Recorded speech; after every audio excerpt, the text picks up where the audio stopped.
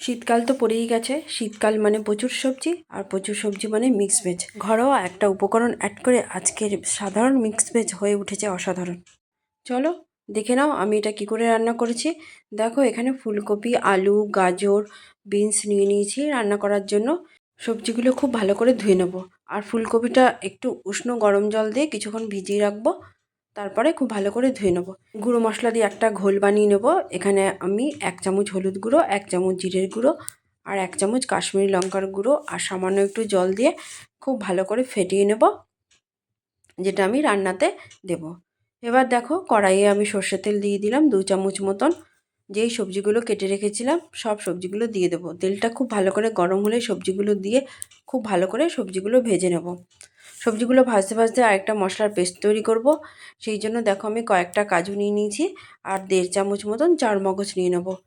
তারপরে নিয়ে নেব একটা বড় সাইজের টমেটো আর আদা, কয়েকটা কাঁচা লঙ্কা দিয়ে দিলাম। দিয়ে খুব ভালো করে একটা মশলার পেস্ট বানিয়ে নেব।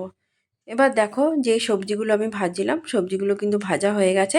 এমন করে সবজিগুলো ভাজবে যেন 80% মতন সবজি ভাজতে ভাজতে নরম হয়ে যায়। সবজি ভাজা আমার কমপ্লিট। এবার আমি সবজিগুলো নামিয়ে নিলাম। আর দেখো ওই তেলের মধ্যেই আমি কফিগুলো দিয়ে দিলাম। আগে কিন্তু আমি কফিগুলো ভাজিনি। কফিগুলো খুব ভালো করে ভেজে তুলে নিলাম। তোমাদের যদি আমার এই রেসিপিটা ভালো লাগে লাইক করবে, কমেন্ট করবে, শেয়ার করবে। আর ফেসবুক পেজ থেকে যদি দেখো তাহলে কিন্তু অবশ্যই ফলো করবে। আর ইউটিউব থেকে দেখলে সাবস্ক্রাইব করে দেবে। কফিগুলো ভেজে তুলে নিয়েছি। এবার আমি ওই তেলের মধ্যেই গোটা জিরে, কিছু গরম মশলা আর শুকনো লঙ্কা ফোড়নে দিয়ে দিলাম। ফোড়ন থেকে সুন্দর একটা গন্ধ বের হলে এর মধ্যে আমি পেঁয়াজ দিয়ে দেবো। দেখো মোটা মোটা করে পেঁয়াজগুলো আমি কেটে নিয়েছি। এখানে আমি 2টো পেঁয়াজ এইভাবে কেটে নিয়েছি। পেঁয়াজটা তেলের মধ্যে দিয়ে পেঁয়াজটাও ভেজে নেব। খুব বেশি কড়া করে ভাজার দরকার নেই। পেঁয়াজটা একটু ভাজতে ভাজতে এর মধ্যে আমি একটা ক্যাপসিকাম দিয়ে দিলাম। একটা না, অর্ধেকটা ক্যাপসিকাম ছিল আমার কাছে, সেটাই দিয়ে দিলাম ছোটো ছোটো টুকরো করে। পেঁয়াজ আর ক্যাপসিকামটা নরম হয়ে গেলে যেই মশলার পেস্টটা আমি বানিয়েছিলাম সেটা দিয়ে দিলাম। দিয়ে খুব ভালো করে নাড়িয়ে চাড়িয়ে নেব। এরপর দিয়ে দেবো মশলার সেই ঘোলটা, ওটা দিয়ে খুব ভালো করে নাড়িয়ে চাড়িয়ে নেব। সামান্য একটু বাটি ধোয়া জল দিয়ে খুব ভালো করে মশলাটাকে কষাতে হবে। মশলাটা যত ভালো করে কষাবে রান্না কিন্তু ততই ভালো হবে। দেখো সাইড দিয়ে তেল ছাড়তে শুরু করে দিয়েছে। এবার আমি যে সবজিগুলো ভেজে রেখেছিলাম সেই সবজিগুলো দিয়ে দিলাম। দিয়ে দিলাম পরিমাণ মতো নুন, দিয়ে খুব ভালো করে মিশিয়ে নেব। এরপর আমি সামান্য একটু জল দিলাম, তার কারণ হচ্ছে আমার মশলাটা মেশাতে অসুবিধা হচ্ছিল সেই কারণে। আমার এদিকে মেশানো টেশানো কমপ্লিট। এরপর দিয়ে দিলাম পরিমাণ মতন জল। এখানে আমি 1 গ্লাস মতন জল দিয়েছি। দিয়ে নাড়িয়ে চাড়িয়ে নেব। 10 মিনিট মতন ঢেকে রাখবো। 10 মিনিট ঢেকে রাখলেই কিন্তু সবজিগুলো সব নরম হয়ে যাবে। সবজিগুলো নরম হয়ে গেছে আমার। দেখো একটু চেক করে তোমাদেরকে দেখিয়ে দিলাম যে সব সবজি নরম হয়ে গেছে। এবার আমি ওই ঘরোয়া উপকরণটা দেব। এবার দিয়ে দিচ্ছি আমি ছানা।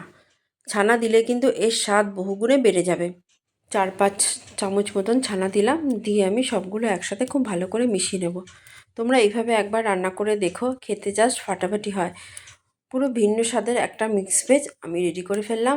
এরপর সামান্য একটু চিনি দিলাম, তাহলে টেস্টের ব্যালেন্সটা হবে।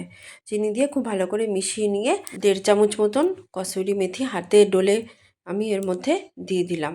দিয়ে খুব ভালো করে নাড়িয়ে চাড়িয়ে নেব। এরপর 5-7 মিনিট মতন আমি একটু ফুটিয়ে নেব।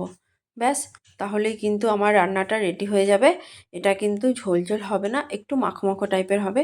তাহলেই কিন্তু খেতে অনেকটাই স্বাদ হবে। দেখো তোমাদেরকে দেখাচ্ছি। এইদিকে কিন্তু গ্যাসটা বন্ধ করে দিয়েছিলাম। 5 মিনিট পর আমি সার্ভ করছি। কত সুন্দর দেখো দেখতে হয়েছে, খেতেও কিন্তু জাস্ট ফাটাফাটি হয়েছিল। চলো আমি এখানেই শেষ করছি।